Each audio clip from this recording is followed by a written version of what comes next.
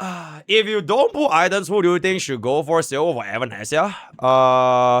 Okay, if you don't pull items, right? I ironically think it might be Silverwolf. Just purely because of the fact that she's a main push.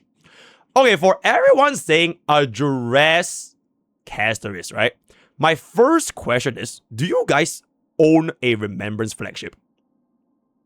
That's my first question. My second question, is your account something like E2 Castorice, E0 Avanite, E0 Hyacinth, E2 Cyrene?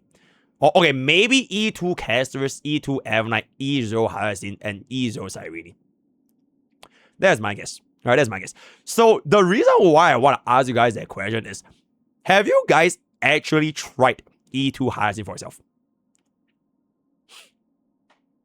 Because the only competition for Castorice right now is Castorice versus Hyacinth. Because I think we can all agree, Avanite is rank 1. Right? Avanite is the most important item investment for Remembrance. Cyrene E2, she's tier 0 for her own reasons. Because you can run her like you're playing a different game, right? So the only thing Castorice is competing with is Hyacinth. Right? At that point, I can tell y'all, E2 Hyacinth, you gain more value for the whole team than an E2 Castorice. What will be your disagreement?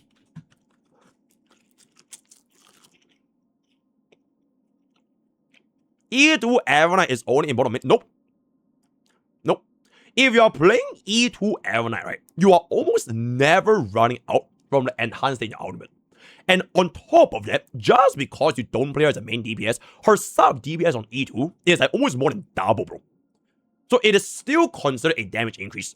So if you say that E2 Castorice is more important than E2 Avanite, just because E2 Avanite is a sub DPS, you are not looking at a bigger picture where the total amount of damage from a team, it is combining everyone together, right? You still need to account your sub DPS damage anyways.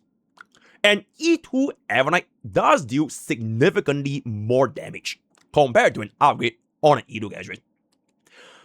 E2 characters over, okay, and there's plus on the visuals of NH scaling together, their EIDOLONS value increases. Thank you. Okay, I think that one is a little bit sus, because I don't really know how are they gonna like release like more Remembrance units to kill the old Remembrance units. Like I can't imagine them killing Avanite.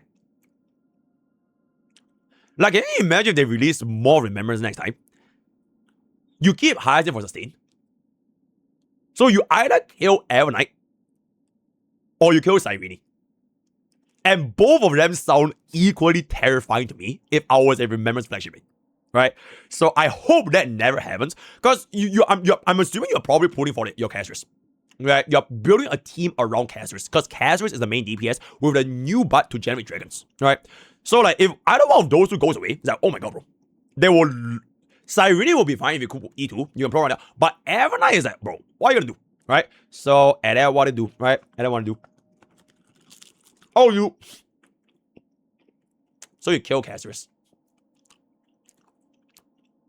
You want to kill Castorice. Okay, I had a poll. Alright. How many of y'all agree or disagree with my Castorice placement? 1 for agree, 2 for disagree. Are my mods awake? 1 for agree, 2 for disagree.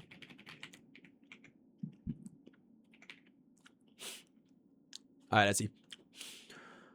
Okay, my mods are sleeping. I have a poll for YouTube frogs. 67% wants on YouTube frogs. I see. 55%. 60%. Well, it's actually a pretty war poll, huh? It's almost 50-50 for the Twitchers. But YouTube frogs are mainly going for 1. The question is, 1 if you love your streamer, 2 if you hate your streamer. Yeah, that is the question. Address me, save kick category. Oh shit, my bad. Star real. There we go. You are done? Okay, 1 if you hate me, 2 if you love me. How about that? Okay, but like, again, right, chat. I don't really bear any like I feel like this kind of discussions, they are pretty fun. Right? It is fun to like discuss with like the community and like what y'all think. Like just because someone shows a tier list, right? It doesn't mean they want to go to war, bro. Right? Not every single time someone posts a tier list, like, oh my god, this guy is slandering, this guy is agenda. Like, I think it is a genuinely good way to like see what y'all think of the state of the game, especially with regards to every single item investment you're gonna be making for a team. Obviously, like, if you're a normal player, you probably ignore like 80% of it. Because most normal players, they don't pull every single team comp, right? But like, it is fascinating to see what chat thinks of their respective vertical cost upgrades in a game where I would say vertical investments is like becoming more and more important. Right? It is getting increasingly more important to choose the most highest priority vertical investments before thinking of jumping ship into the next flagship. Get it? Jump ship.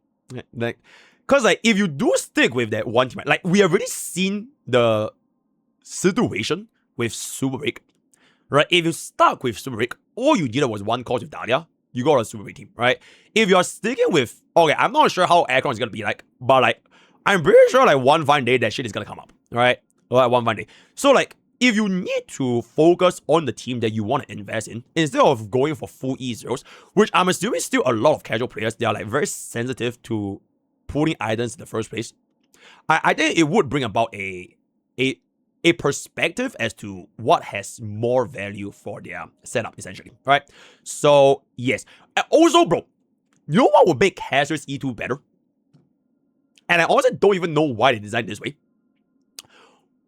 Why the fuck does she get her enhanced swipe when her dragon's up? Like, it doesn't fucking make sense, bro. Like, she wants to get the swipe, which gives her, like, what 45? Almost, like, close to 50% new bar, right? Bro, that fucking thing happens in the fucking domain, bro. So, like, you get 0 new bar. And it's not like you give a shit about the damage anyways. So, like, if they made that, like, the extra turn, after every... Okay, like, bro, if I can fix Castorice E2, I will give Castorice an extra turn after every single Pollock summons. Absolute cinema. So every single time Pollock dies, you get extra turn. That would actually make her an insanely good E2. Do you understand what I'm getting? Because right now, if you were to get an extra E2 turn for Castorice's normal swipe, it just does a little bit more splash damage. It functionally doesn't change the way that your main damage output is going to be like, which is coming from your dragons, or maybe your E2 every night. Right? So that I gotta be that. It gives aura. She gets 30%, it is still not starvation. Bro, I'm saying that after the swipe comes at the end of turn, you get even more. You get even more, bro. Because right now, the way the E2 works is that you only get a refund of 30%, right? But that swipe in the middle of the dragon doesn't happen outside. Like, do you want more charge or less charge? Like, I know you get a refund, but would you not rather want that swipe to take place after the dragon ends? You know what I'm saying? You know what I'm saying? Because right now, if that swipe happens, right, you get 0 charge. Okay, you get the 30% charge at the end of the dragon. But if they made the E2 such that you get that 30% plus the swipe after the dragon goes away, you can get close to 100%, which will actually make her scaling closer to E2 final. So if they made E2 Castorice that way, I think her power scaling is gonna be too strong to the point where she will out power E2 final, which is probably the reason why they make Castorice E2 weaker than it is, so that you get more cost investments on your other teammates and eventually the teammates' items. I think that was like their design philosophy, essentially. Because it could have been like a lot more new, but yeah, like if she got the swipe outside of her outfit, right, she will basically just get an additional dragon, just like how Final gets an additional turn. But if they made that for Castorice, she's too broken.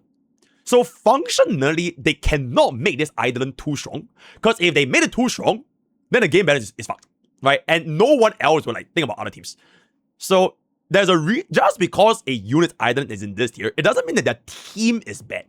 Right? Like the team is still functionally okay. Is that they need to balance the power relative to everyone else. So everyone do. You have cooled your last cool, my man.